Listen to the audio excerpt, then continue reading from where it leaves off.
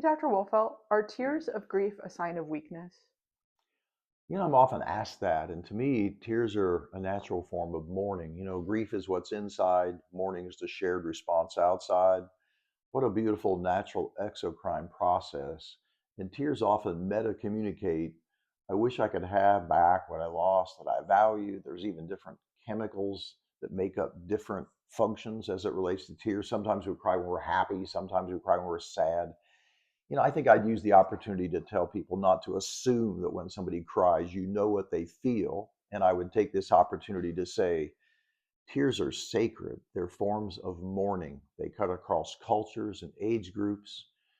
And they're just beautiful in that it's an expression of the sense of loss that you've encountered. And again, it's off of that instinct.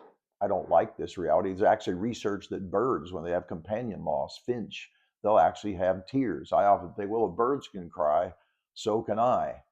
So I would just remind us all to sit with people and allow them to express themselves in ways that are appropriate, keeping in mind that some people naturally cry more than others, not to shame people who are shocky for not crying, because sometimes they'll fear if I start, I won't stop, or they're just unable to encounter their grief at that point.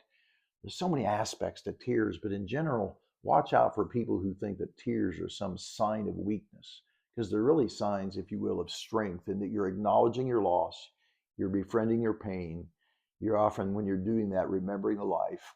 You're searching for what am my life going to be like without somebody in it. It's just lovely meta communication, meaning that I may not be saying words to you, but through those tears, I'm expressing openly my grief into authentic mourning.